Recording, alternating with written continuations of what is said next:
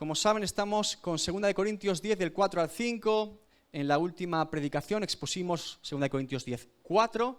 Hoy vamos a hablar de la primera sección del versículo 5. Lo deberíamos saber ya casi de memoria, ¿sí? ¿Lo intentamos? ¿No lo pongan? ¿No lo pongan? Bien, porque las armas de nuestra milicia no son carnales, sino poderosas ¿en quién? En Dios. ¿Para qué? Para la destrucción de fortalezas. Ese es el versículo 4 que expusimos en la última predicación. Ahora, versículo 5.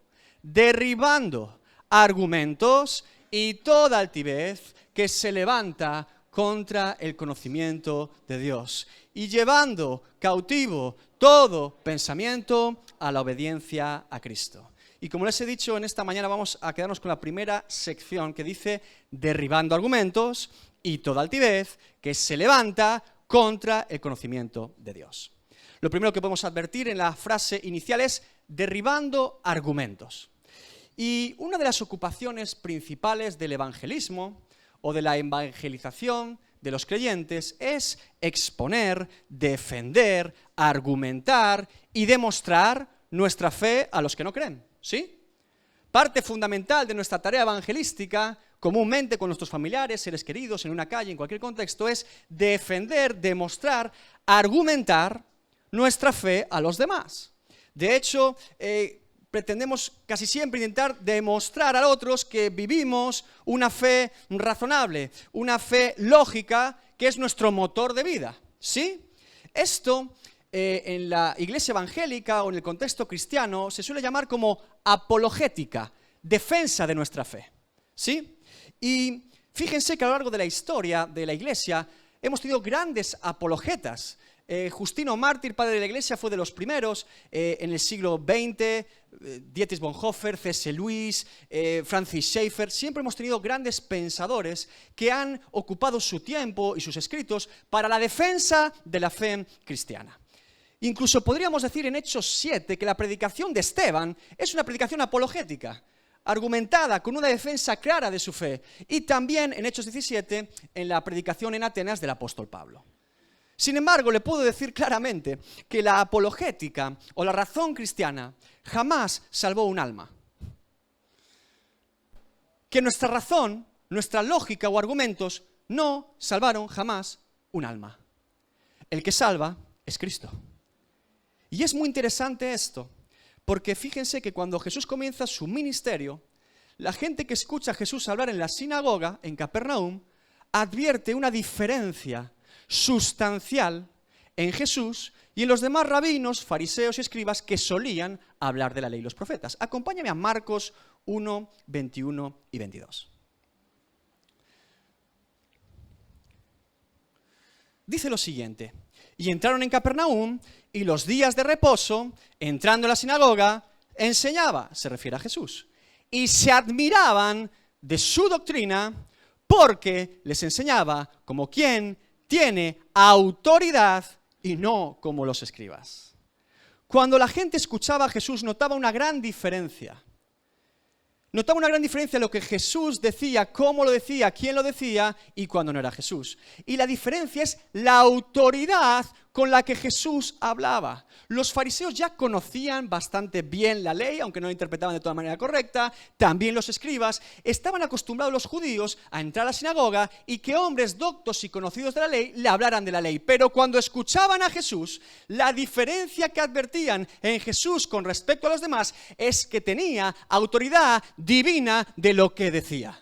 No es solamente lo que decía, sino quién lo decía. Porque el evangelio, hermanos, no es una cuestión de argumentos o razones, es una cuestión de unción. Por eso tenemos casos en la historia de la iglesia como Dwight L. Moody, evangelistas laicos, sin ningún tipo de titulación o teología avanzada, que en su ministerio más de 500.000 de personas aceptaron a Cristo. En una época, siglo XIX, en la que no había micrófonos ni grandes redes sociales, predicaban a voz en grito a multitudes de 20.000 y 30.000 personas. No había mucha teología profunda, ni muchas razones, pero había unción. Y cuando Jesús hablaba, la gente advertía que tenía autoridad en lo que decía. Por eso el texto bíblico no dice derribando argumentos con más argumentos. derribando argumentos con las armas que ya describimos en la prédica anterior. Porque es una guerra espiritual, no carnal, tampoco intelectual. Porque podemos cometer el error después de 3 horas debatiendo con alguien que no cree, él argumentando porque no cree, yo argumentando porque sí creo, y después de 3 horas Cristo no ha sido glorificado en esa conversación. Porque no se trata de argumentos humanos, se trata del poder de Dios por medio de su evangelio para el que cree, que es salvación. Tenemos que quitarnos de nuestra mente y nuestro corazón ese complejo que todos creyentes tenemos de querer ser normales. No somos normales. Si yo me paro en esa calle a una persona que pasa, aquí mismo, y le digo, mire, yo vengo a este lugar porque adoro a un Dios vivo y real. Y creo que Jesús vino al mundo y me salvó y me perdonó de mis pecados. Y no solo murió, sino que resucitó y ascendió y vendrá por su iglesia prontamente. Esa persona me dirá que estoy loco. ¿Sí? Tenemos que quitarnos la idea de que el evangelio es normal, es sobrenatural, no normal, y se basa en la fe. Si lo que este mundo plantea y ofrece hoy, si lo que este mundo cree y vive hoy, si lo que este mundo defiende con su filosofía, con su comportamiento, con su forma de vivir, con sus leyes, con su moral, con su ética y su vida en sociedad, si eso es lo razonable, lo lógico y lo normal, entonces estoy loco. Y acepto esa etiqueta con dignidad, loco como una regadera, preso del evangelio y de la palabra, loco. Evidentemente loco. Si lo que el mundo propone hoy es normal, entonces somos unos locos, para la gloria de Dios. Y tenemos que quitarnos esa barrera y ese complejo de pretender ser normales. Si yo le predico a Cristo, tal y como la Biblia lo cita, eso es una locura para el que no cree. Por eso, 1 Corintios 1, 17 al 21, el apóstol Pablo nos dice, pues no me envió Cristo a bautizar, sino a predicar el evangelio, no con sabiduría de palabras, para que no se haga vana la cruz de Cristo. Cristo, poder y sabiduría de Dios. Porque la palabra de la cruz es locura a los que se pierden, pero a los que se salvan, esto es a nosotros, es poder de Dios. Pues está escrito, destruiré la sabiduría de los sabios y desecharé el entendimiento de los entendidos. ¿Dónde está el sabio? ¿Dónde está el escriba? ¿Dónde está el disputador de este siglo? ¿No ha enloquecido Dios la sabiduría del mundo? Pues ya que en la sabiduría de Dios el mundo no conoció a Dios, mediante la sabiduría agradó a Dios salvar a los creyentes por la locura de la predicación. Porque los judíos piden señales y los griegos buscan sabiduría, pero nosotros predicamos a Cristo crucificado. Para los judíos ciertamente tropezadero y para los gentiles locura. Mas para los llamados, así judíos como griegos, Cristo, poder de Dios y sabiduría de Dios. Hermano, somos unos locos, locos sin remedio, para la gloria de Dios. Jesús lo expresa de la siguiente manera, Mateo 11, 25, 26. En aquel tiempo respondió Jesús, dijo, te alabo, Padre, Señor del cielo y de la tierra, porque escondiste estas cosas de los sabios y de los entendidos y las revelaste a los niños. Sí, Padre, porque así te agradó. Y el apóstol Pablo sigue en 1 Corintios, versículos 25 y 29, capítulo 1. Porque lo insensato de Dios es más sabio que los hombres, y lo débil de Dios es más fuerte que los hombres. Pues mirad, hermanos, vuestra vocación, que no somos muchos sabios según la carne, ni muchos poderosos, ni muchos nobles, sino que lo necio del mundo escogió Dios para avergonzar a los sabios, y lo débil del mundo escogió Dios para avergonzar a lo fuerte, y lo vil del mundo y lo menospreciado escogió Dios, y lo que no es para deshacer lo que es, a fin de que nadie se jacte en su presencia. Y este texto bíblico nos advierte a todos los seres humanos, a todos, que somos insensatos, débiles, necios y viles. Pero no todos aceptan esta condición. ¿Por qué? El propio texto que estamos desarrollando lo dice, derribando argumentos y toda altivez. El orgullo, levanta argumentos en contra del conocimiento de Dios. Es incompatible con el Evangelio. El orgullo está basado en la idea de que yo puedo rendirme cuentas a mí mismo. Y por lo tanto es contrario a la palabra de Dios. El orgullo nos lleva a creer que podemos vivir en nuestros propios términos y no en los términos de Dios. Por eso el ser humano no es ateo, es rebelde. No existe el ateísmo, es un invento. El ser humano es rebelde. Porque si yo reconozco que lo que la palabra de Dios dice es verdad, entonces tengo que reconocer que tengo que rendir cuentas delante de Dios. Que hay alguien por encima de mí. Y eso no nos gusta. Por nuestro orgullo. Por nuestro simple y llano orgullo. Todo argumento, todo pensamiento que venga a mi vida, que eleve orgullo delante de Dios, es contrario a la palabra de Dios. La Biblia destroza, destruye, aniquila y fulmina cualquier intento de presentarnos delante de Dios con orgullo. No habrá un solo orgulloso en el cielo, no lo habrá. Por eso creo y sostengo que es imposible acercarse a la palabra de Dios, siendo adulto o niño, es imposible acercarse a la palabra de Dios con humildad. Y la conclusión a la que pueda llegar esa persona es, soy bueno. Es imposible. El mensaje de la palabra de Dios en ningún caso es decir que el ser humano es bueno o que somos buenos. Que el ser humano se crea bueno es un invento de la filosofía de la Ilustración, del humanismo y el racionalismo, pero no es bíblico.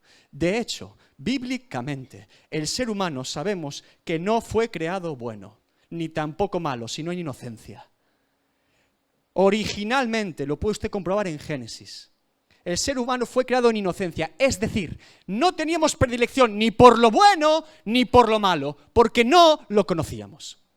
Y es un error común cuando vamos a Génesis 1:31, cuando Dios en el sexto día dice que vio que todo lo que fue creado era bueno. Pero el texto bíblico en ningún caso dice que era bueno moralmente, porque no había ni bueno ni malo todavía, sino que era bueno porque cumplía el propósito y la función por la cual había sido creado. Que Dios vio la creación y las estrellas, la luna, el sol cumplían sus funciones. Los animales cumplían sus funciones. Las plantas cumplían sus funciones. Y sí, el ser humano cumplía sus funciones. Por eso dice que es bueno, no como carácter moral, sino que cumplía el propósito por el cual había sido creado.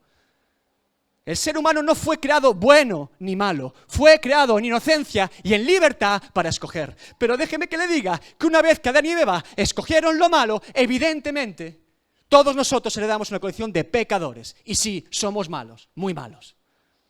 Y le digo más, bíblicamente, no le echemos la culpa a Adán y Eva como que, es que yo heredo esto de Adán y Eva. Esto es lo que me toca vivir por culpa de... No, todos somos Adán y Eva. Usted y yo hubiéramos hecho exactamente lo mismo. Por eso la maldad y estado de pecadores de Adán y Eva nos es imputada a todos desde que nacemos. Y yo sé que este tipo de mensaje suena a veces terrible o duro o triste. Hermano, es todo lo contrario. Es todo lo contrario. El Evangelio es esperanza, es salvación, es vida, es buena nueva. Porque sabiendo esta condición, Cristo vino al mundo. Es esperanza. Pero yo nunca aceptaré un Salvador si no sé que estoy perdido. No aceptamos a Jesús porque somos buenos. Aceptamos y reconocemos a Jesús como nuestro Señor y Salvador porque somos pecadores. Si no, ¿para qué vino Cristo? ¿Para qué murió Cristo entonces? Si yo pienso que hay algo bueno en mí, que ya desde pequeño pues era mejor que la media. No, no y no. Este tipo de pensamiento está destrozando al creyente moderno. No hemos aceptado, si hemos aceptado a Jesús, en ningún caso porque seamos buenos, ni porque seamos mejores que otros, sino porque somos pecadores, estábamos en bancarrota espiritual y necesitábamos un Salvador, que es Cristo. Ese es el mensaje del Evangelio. Derribando argumentos y toda altivez nada de bondad en nosotros, nada de dignidad en nosotros, derribando argumentos y toda altivez que se levanta. Me encanta este énfasis de Pablo, que se construye, que se edifica, que se erige. El argumento es que el orgullo se levanta como una gran torre de Babel humana, intentando llegar al cielo en sus propios términos, intentando echar un pulso al Creador siendo una criatura. Así es el orgullo. El orgullo se levanta, la humildad no. El orgullo busca sus propios términos, la humildad no. Sabe que son los términos de Dios. Por eso, Dios no permite el orgullo delante de su presencia. Salmos 51, 16 al 18. Porque no quieres sacrificio, que yo lo daría. No quieres holocausto, no quieres obras. Los sacrificios de Dios son el espíritu quebrantado. Al corazón contrito y humillado no despreciarás tú, oh Dios. Proverbios 5. Abominación es a Jehová todo altivo de corazón. Ciertamente no quedará impune. Proverbios 8:13. El temor de Jehová es aborrecer el mal, la soberbia y la arrogancia, el mal camino y la boca perversa aborrezco. Derribando argumentos y toda altivez que se levanta contra el conocimiento de Dios. El orgullo, como he dicho, levanta argumentos que nos impiden conocer más de Dios o conocer a Dios.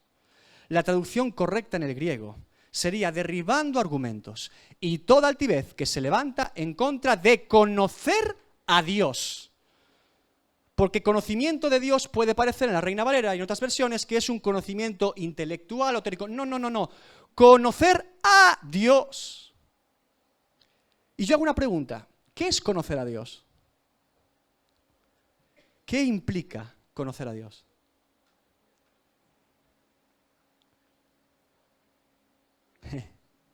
Como les digo, no es un asunto intelectual, no es un asunto teórico. Yo no sé si ustedes recuerdan la última predicación de mi madre en esta casa, en esta iglesia. ¿La recuerdan?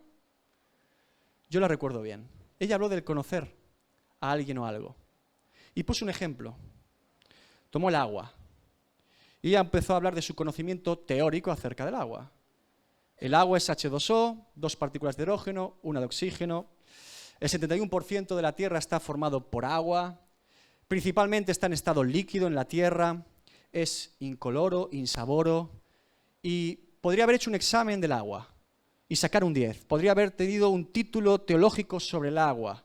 Grandes loores y honores universitarios sobre el agua. Pero dice, ¿saben qué? Con todo, aunque le exprese todo mi conocimiento teórico sobre el agua, no puedo decir de forma sincera que conozco el agua. ¿Y qué hizo ella? ¿Lo recuerdan? Sí. ¿Qué es conocer el agua? Mire.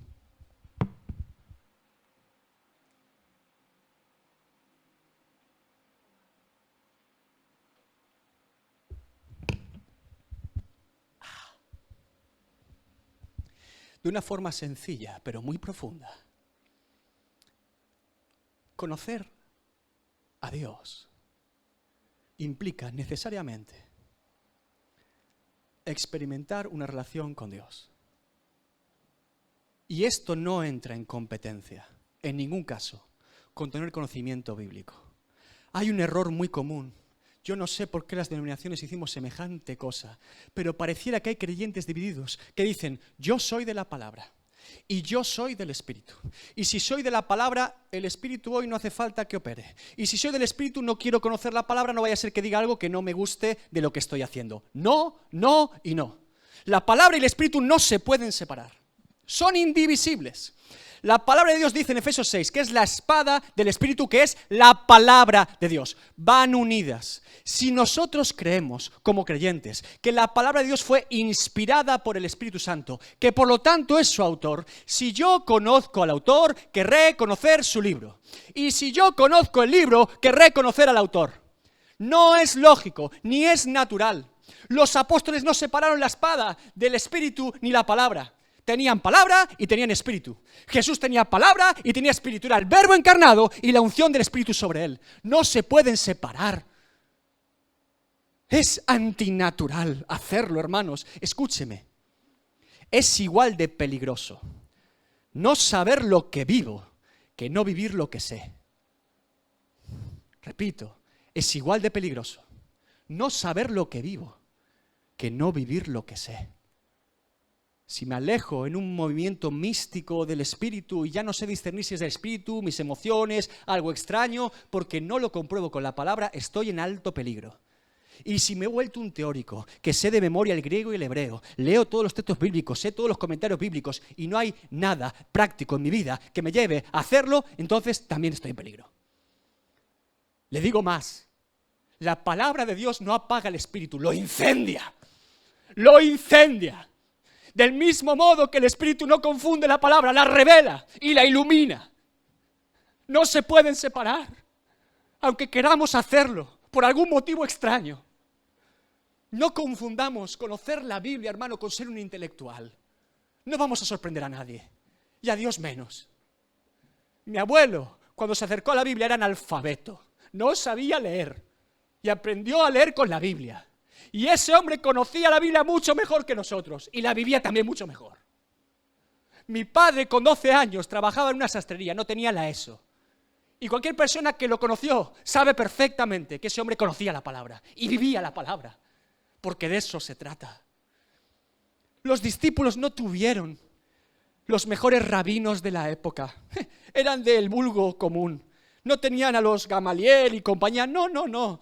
Pescadores, pecadores, publicanos, gente del común. Resulta que tenían un maestro que la gente creía y pensaba y decía que era el hijo del carpintero de Nazaret. De familia pobre. Un rabino que en vez de estar hablando del reino de los cielos a la gente docta y sabia, hablaba a los pecadores, por medio de parábolas. Así es como anunciaba Jesús el reino de los cielos. Pero resulta que esos 12 tipos tenían al mejor maestro de la historia, porque Jesús no solo hablaba del reino de los cielos, lo demostraba. Y por eso multitudes comían pan y peces. Y por eso los enfermos eran sanados, los endemoniados libertados y perdonaba pecados. Porque resulta que ese maestro vivía lo que decía. Y no era un teórico, ni un intelectual humanamente hablando. Aunque lo que decía era mucho más profundo en 3 palabras que lo que todos los seres humanos hayamos escrito por nuestra propia cuenta. 3 palabras de Jesús en la Biblia merecen más la pena que todo lo que usted y yo digamos. Más la pena. Por eso, cuando el Espíritu Santo vino sobre ellos, ¿qué dijeron en Hechos 4? Después de que el cojo de la puerta de la hermosa es sanado, Pedro predica, ¿qué dicen? Hechos 4:13. Entonces, viendo el denuedo de Pedro y de Juan, y sabiendo que eran hombres sin letras y del vulgo, se maravillaban y les reconocían que habían estado con Jesús, porque la misma autoridad del reino de los cielos y de Dios con la que Jesús hablaba estaba en ellos ahora. Y dice, y viendo al hombre que había sido sanado, que estaba de pie con ellos, no podía decir nada en contra. Unción.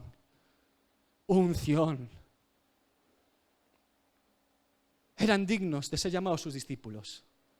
Hablaban y se comportaban como su maestro. Hermanos, si usted y yo somos discípulos de Cristo, tenemos el mejor maestro. Pero conocer a Dios, escúcheme bien, conocer a Dios implica necesariamente conocer y experimentar en mi propia vida la obra de redención de Cristo por mis pecados. Repito, si alguien quisiera decir en algún caso y ser certero en lo que diga, yo conozco a Dios, implica de forma necesaria haber conocido y experimentado la obra de redención de Cristo por mis pecados. Conocer a Dios significa haber tenido un encuentro con Cristo. Y tenemos una gran confusión en la obra de Cristo en la cruz. Todos tenemos claro, y el énfasis es evidente en este tiempo, todos tenemos claro que la obra de Cristo en la cruz es un acto de amor, de gracia y de misericordia. Esto se ha predicado y se ha anunciado durante estas últimas décadas de forma clara. Y sí, es un acto de amor, de gracia y de misericordia. Evidentemente sí. Pero déjeme decirle, bíblicamente hablando, y hoy lo vamos a ver, si se tuviera que definir principalmente el acto de la obra de Cristo en la cruz, es el acto judicial de Dios. Es el acto que revela la justicia de Dios y que la justicia de Dios no puede ser pasada por alto. La obra de Cristo en la cruz, bíblicamente, la definición principal es el acto judicial de Dios, en la que la justicia de Dios no puede ser pasada por alto, sino cumplida, satisfecha y completada. Dios es bueno, Dios es amor, Dios es misericordioso, Dios es santo, Dios es justo, Dios es soberano, Dios es temible, Dios es implacable. Y cuando digo acto judicial de Dios, no quiero que se entienda que lo que ocurrió con Cristo humanamente hablando, eso fue justicia. O que los hombres hicieron justicia. No, eso fue todo menos justicia. Es el acto más injusto de la historia de la humanidad. Lo que ocurrió con los judíos, los romanos, su sangre sobre nosotros, eso no tiene nada que ver con la justicia de Dios. Lo que estoy diciendo es que Dios en su soberanía se proveyó de ese acto, en su soberanía y determinación, para reflejar y mostrar su justicia y sentenciar en un juicio divino. Es lo que estoy diciendo. Y por lo tanto, si hablamos de qué es el juicio de Dios, en todo juicio que se merezca ser llamado juicio hay 4 partes. El acusado, la acusación, el juez y la defensa. ¿Sí? En todo juicio tenemos el acusado, la acusación, el juez y la defensa. Bien. ¿Quiénes son los acusados en el juicio divino? Hermano, expréselo. ¿Quién? Los seres humanos, todos nosotros. Nosotros somos los acusados. Estamos sentados en el banquillo de los acusados, clara y llanamente. ¿Por qué estamos acusados? ¿Qué habremos hecho? ¿Ser buenos? Hacerlo todo bien. Honrar a Dios en nuestra manera. ¿Qué hemos hecho? ¿Qué? Dígalo, expréselo. Yo sé que esto, dígalo. Por favor. ¿Qué hemos hecho? ¿Qué somos? Romanos 3:23. Por cuando todos pecaron están destituidos de la gloria de Dios. Isaías 53:6. Todos nosotros nos descargaremos como ovejas, cada cual se apartó por su camino. Tenemos claro el acusado. Y no solamente tenemos claro el acusado, sino que tenemos claro que es culpable. Tenemos claro que somos culpables. Que ninguno se presentará delante de Dios diciendo que es inocente. Tenemos clara la sentencia, hermanos. Somos acusados y somos culpables. Ahora bien, ¿quién nos acusa? ¿Quién es la acusación? ¿Quién? ¿Quién? No. Dejen de atribuir cosas a Satanás que Dios no le da. Yo sé que tenemos... Un día me temo que voy a hacer una predicación específica sobre Satanás. No me encantaría, pero es importante esto. Satanás es padre de mentira. El único texto bíblico que dice que es acusador es Apocalipsis 12:10. Y el contexto en el que se está diciendo es precisamente que Satanás viene a robar, matar y destruir, y que viene a engañar, a confundir con estratagemas al creyente para ahogar y apagar su fe. Es un falso acusador del creyente. Pero en ningún caso Satanás tiene la potestad de presentarse en el juicio delante de Dios para acusar a nadie. Satanás está condenado ya y sentenciado por Dios. Y le queda poco tiempo. No se presentará nuestra acusación. ¿Quién se presentará en nuestra acusación? Bíblicamente, la carta a los romanos y también la carta a los hebreos es clara y contundente. Primer acusador de la humanidad, la creación de Dios. Romanos 1:18-20. Porque la ira de Dios se revela desde el cielo contra toda impiedad e injusticia de los hombres que detienen con injusticia la verdad. Porque lo que de Dios se conoce les es manifiesto, pues Dios se lo manifestó.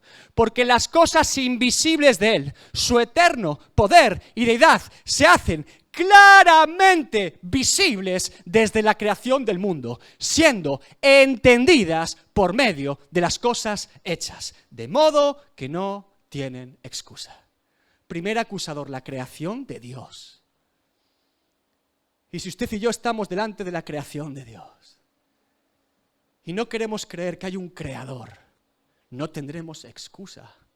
Dice el apóstol Pablo, siguiendo en este pensamiento, algunos tomaron figuras de reptiles, otros de animales, hicieron trozos de madera y de bronce y adoraron a la creación en lugar del Creador. ¡Qué insensatez! Sí, qué insensatez. ¿Acaso usted y yo no respiramos? ¿Acaso usted y yo no reflejamos la gloria de Dios? ¿No fuimos hechos a imagen y semejanza de Dios? Toda la creación revela y glorifica a Dios. Primer acusador. Segundo acusador, seguimos con Romanos. La conciencia humana. Romanos 2, 14, 15. Porque cuando los gentiles que no tienen la ley, que no conocían todavía la ley de Moisés, la ley expresada al pueblo judío, ¿qué dice? Hacen por naturaleza lo que es de la ley, estos, aunque no tengan la ley, son la ley para sí mismos, mostrando la obra de la ley escrita en sus corazones, dando testimonio su conciencia y acusándoles o defendiéndoles sus razonamientos. Por eso, usted y yo sabemos que cuando éramos bien chiquitos y empezamos a decidir por lo malo y decir, me han dicho esto, pero yo hago esto, sabíamos que estaba mal. Porque la ley escrita en nuestros corazones, en todo ser humano, decía, esto no está bien. Y parecía que alguien me estaba viendo. Teníamos esa conciencia. A medida que voy cauterizando, apagando mi conciencia, es menos inoperante mi vida de pecado. Pero todo ser humano fue creado por Dios con una conciencia y con un corazón en el que la ley de Dios está escrita en él. Por lo tanto, como acusación, la creación, la conciencia, por supuesto, la ley moral de Dios. Romanos 3, 19, 20. Pero sabemos que todo lo que la ley dice, lo dice a los que están bajo la ley, para que toda boca se cierre y todo el mundo quede bajo el juicio de Dios, ya que por las obras de la ley ningún ser humano será justificado delante de él, porque por medio de la ley es el conocimiento del pecado. Año 2023, ¿qué persona o ser humano en este planeta, principalmente en primer mundo, dirá que no tiene acceso a la ley y a la palabra de Dios en todo tipo de formato, idioma, versión? No tenemos excusa. Cuarto acusador, este nos va a sorprender. El cuarto acusador es todos los justificados por la fe, a lo largo de la historia y generaciones del ser humano. Hebreos 11:7. Leamos atentamente. Por la fe, Noé, cuando fue advertido por Dios acerca de cosas que aún no se veían, con temor preparó el arca en que su casa se salvase. Y por esa fe condenó al mundo y fue hecho heredero de la justicia que viene por la fe. Es decir, en una sociedad depravada como la de Noé, en la que todo el mundo pecaba contra Dios, que hubiera un solo justo por su fe en Dios, revelaba y mostraba que esa generación obstinada y rebelde a Dios podía haber sido justificada, pero no quiso. Y ese testigo en medio de las tinieblas anuncia, por lo tanto, que son dignos de condenación eterna. Es el mismo ejemplo que Rahab en Jericó. El mismo ejemplo que Lot en Sodoma y Gomorra. El mismo ejemplo que Esteban cuando lo apedrean. Los testigos testificarán. Los justificados por la fe serán parte de la acusación de todos los rebeldes y pecadores de la historia que dijeron no, porque no quisieron creer. La acusación es clara. El acusado lo tenemos claro también. Entonces, ¿quién será el juez? ¿Quién es el juez? ¿Quién podrá ser el juez justo?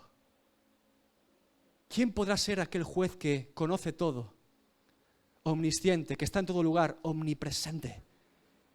¿Quién será ese juez incorruptible, inmanipulable?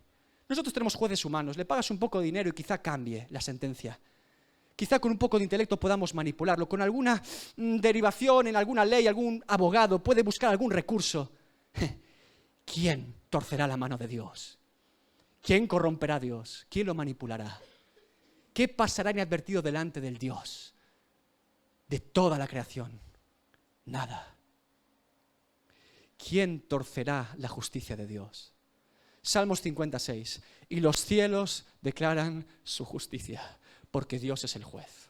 Salmos 96:13. Delante de Jehová que vino, porque vino a juzgar la tierra, juzgará al mundo con justicia y a los pueblos con su verdad. Y el profeta Isaías enlaza al juez con la defensa. Por eso Jesucristo es Dios. Porque Jehová es nuestro juez. Isaías 33:22. Jehová es nuestro legislador. Jehová es nuestro rey. Él mismo nos salvará.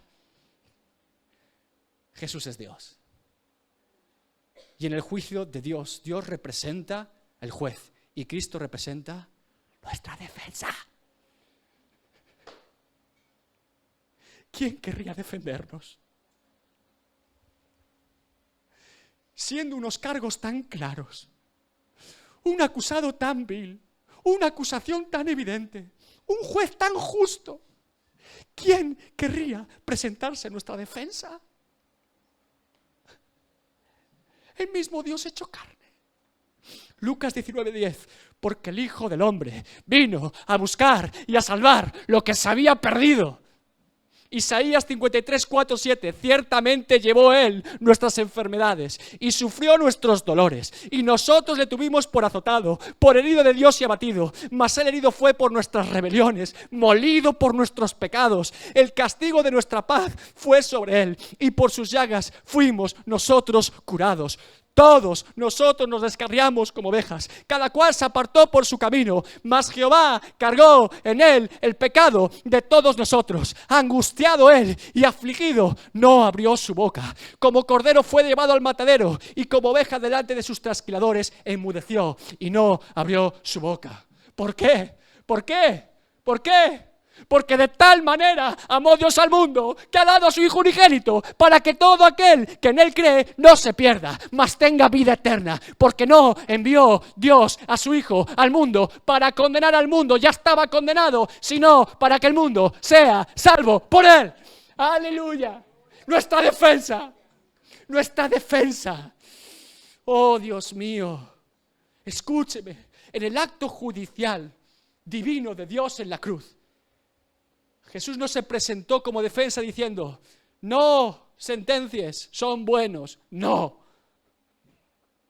Tampoco dijo, no, ten paciencia un poco más, porque ahora con mi testimonio y mi martirio serán mejores y aprenderán de mí. No. Jesús no fue un mártir. Jesús vino santo, justo y perfecto, como cordero que quita el pecado del mundo. Juan 1:29. Se entregó Él en nuestra defensa. Y se presentó perfecto, santo y puro, habiendo cumplido toda la ley que nosotros jamás pudimos y podremos cumplir, por nuestros propios términos. Ahora bien, ¿qué es lo que hizo Jesús entonces en ese juicio? La defensa no es que somos buenos. La defensa no es pasa por alto tu justicia. ¿Qué hizo? ¿Sabe lo que hizo? Dijo, sí, son culpables, todos ellos, lo sé, por eso he venido. Son culpables, el pecador es culpable, pero yo voy a ocupar su lugar. Jesús dijo al juez, mírame a mí como si fuese ellos, y míralos a ellos como si fuese yo. En esa sustitución, Jesús lo que hizo fue ocupar nuestro lugar. Y Dios vio a su santo Hijo como un pecador sin serlo. Y a nosotros nos vio como a su santo Hijo. En una transferencia del pecado del pecador al sustituto. Por eso, 2 Corintios 5:21 dice el apóstol Pablo, al que no conoció pecado, por nosotros lo hizo pecado, para que nosotros fuésemos hechos justicia de Dios en él. No nuestra condición moral de pecadores. Jesús era perfecto y santo, no pecó jamás. No fue pecador por nosotros, pero sí adoptó nuestra pena legal. Cargó nuestra pena legal para que a nosotros fuera imputada su justicia. Y en ese acto, cuando Dios vio todo el pecado sobre su Hijo, ¿qué creen que hizo el juez? Lo sentenció. Y la ira de Dios cayó con toda su furia en él, para que no cayera en nosotros. Ese es el acto judicial, forense, penal de Dios en la cruz. En el que los pecadores sin ningún mérito, sin haber puesto absolutamente nada en ese acto, podemos ser justificados en Cristo. Por eso la palabra de Dios dice justificado. Es un acto judicial. Y en ese juicio no somos declarados inocentes, no. Inocente se ha declarado a alguien que no lo ha hecho. Nosotros somos culpables de lo que hemos hecho. Sin embargo, en ese acto judicial, como alguien ya pagó la pena que era por mí, somos declarados no culpables, absueltos. Oh hermano, en el acto judicial de Dios, la justicia de Dios no fue pasada por alto, fue completada, fue satisfecha, fue cumplida. En la demostración de que Dios es juez y Dios es un juez justo. Ahora, fíjese, cuando escuchamos el mensaje del Evangelio en toda su plenitud y profundidad, el ser humano, todo ser humano, se presenta delante de esa cruz insignificante, pequeño, ridículo, errático, avergonzado. Sí. Y del mismo modo, cuando nos presentamos delante de la cruz y de esa obra de Cristo en la cruz, nosotros somos diminutos y el pecado se advierte en nuestra vida enorme, insuperable, pesado, una carga muy alta. Se lo expreso de la siguiente manera, tal y como lo redacté. Cuando nos presentamos delante de la obra de Cristo en la cruz, nosotros pequeños, el pecado tan grande, una carga demasiado pesada para soportar, una distancia demasiado lejana para superar, una acusación demasiado grande para ignorar, una oscuridad demasiado densa para disipar, una montaña demasiado alta para escalar, un orgullo demasiado altivo para quebrar.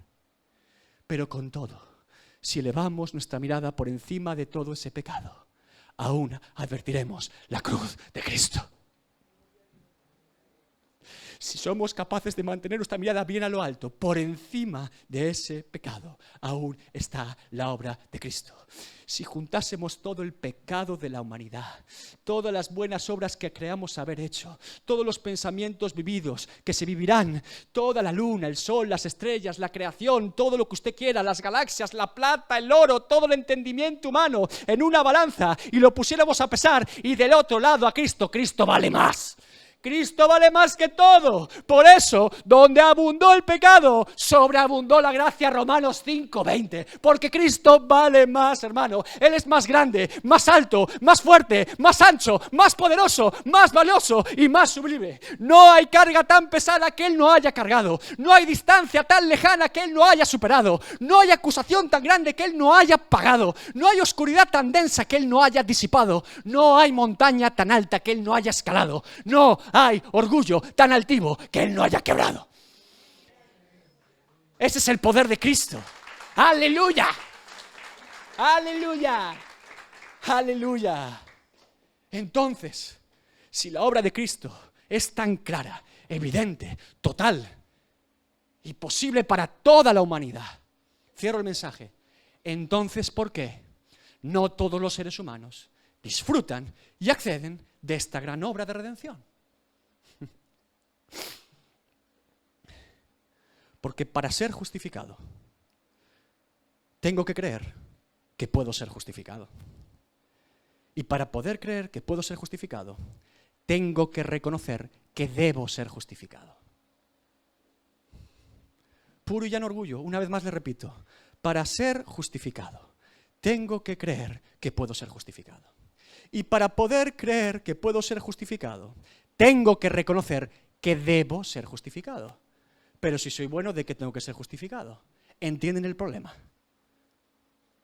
¿Entienden el matiz bíblico? Por eso el escritor de Hebreos, aleluya, Hebreos 11:6, pero sin fe, no sin razones, sin fe, sin creer, es imposible agradar a Dios. Porque es necesario que el que se acerca a Dios cree que le hay y que es galardonador de los que le buscan. Gloria a Dios. Hay un pasaje, hay dos pasajes en Éxodo y Números que me tienen interesado particularmente. Le explico la conclusión a la que he llegado. Hay dos momentos en la historia del pueblo de Israel, hay más momentos, pero dos en particular, uno está en Éxodo 17 y otro en Números 20, en el que el pueblo de Israel tiene sed. y Dios lleva a Moisés y al pueblo delante de una roca, ¿sí? La primera vez, en Éxodo 17, la peña de Oreb, Dios lleva al pueblo y a Moisés y dice, golpea la roca. Y Moisés golpea la roca, parte la roca, abre la roca y sale agua. Y el pueblo bebe. Y en la siguiente generación, después de 40 años de desierto, con un ministerio largo y pesado en la vida de Moisés, con un pueblo rebelde, en Números 20, vuelven a tener sed. El pueblo tiene sed otra vez. Y Dios vuelve a llevar a Moisés delante de la roca. Y Dios le dice a Moisés, habla a la roca. Pero Moisés, cansado, obstinado y quizás simplemente por validarse delante del pueblo, dice que golpea la roca, no sale agua, golpea la segunda vez y sale agua. Y Dios trae agua al pueblo, pero Moisés queda descartado para entrar en la tierra prometida. Y desde el punto de vista de un líder como Moisés, un hombre conocedor de la presencia de Dios, tenemos claro, bíblicamente, que la desobediencia de Moisés lo invalida para entrar en la tierra prometida. Que a mayor revelación, mayor demanda de Dios. Y que por lo tanto en ningún caso era aceptable en la relación de Dios y Moisés que Moisés no obedeciera a Dios. Ahora bien, proféticamente aquí hay algo más profundo desde mi punto de vista. ¿Quién es la roca? ¿Qué simboliza la roca? ¿Sobre quién hemos depositado nuestra confianza? ¿Sobre qué roca?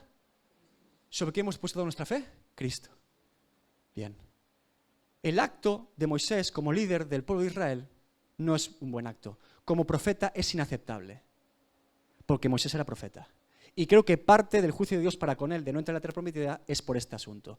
Proféticamente, bajo ninguna circunstancia y motivo, Moisés debía volver a golpear la roca. No debía hacerlo proféticamente.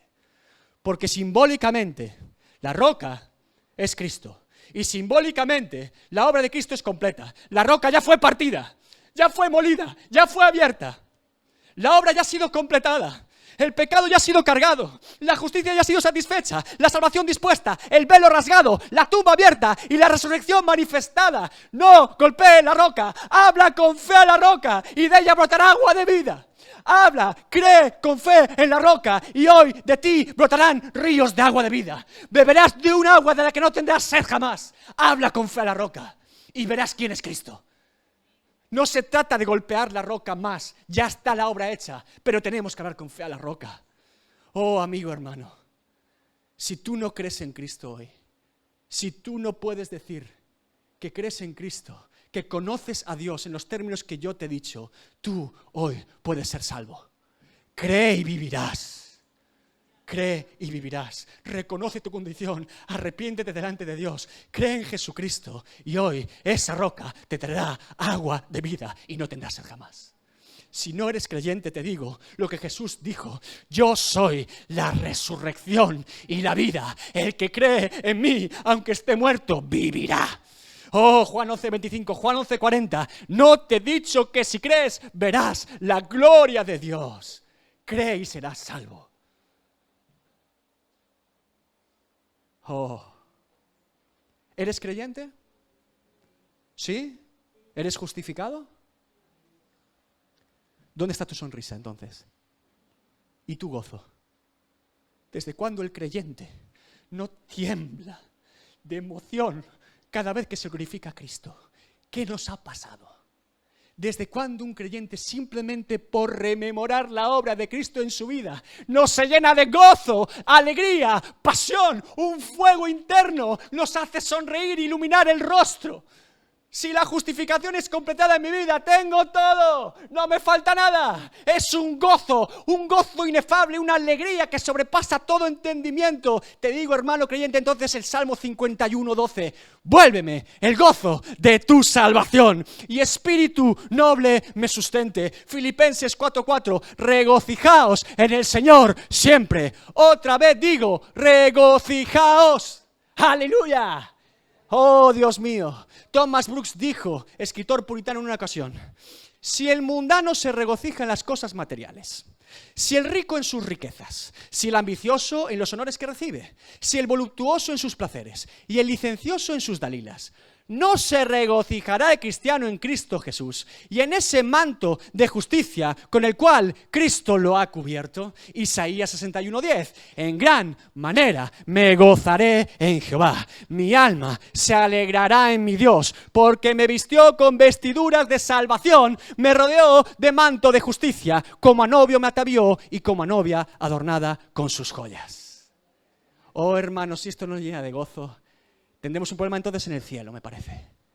Porque durante la eternidad, nuestro gozo, nuestro iluminar, será la misma presencia de Dios. Goces en esta mañana, que ese gozo perdure, que le quite toda neblina, toda confusión en su vida personal. Cristo es más grande, Cristo vale más. Si tengo a Cristo, tengo todo.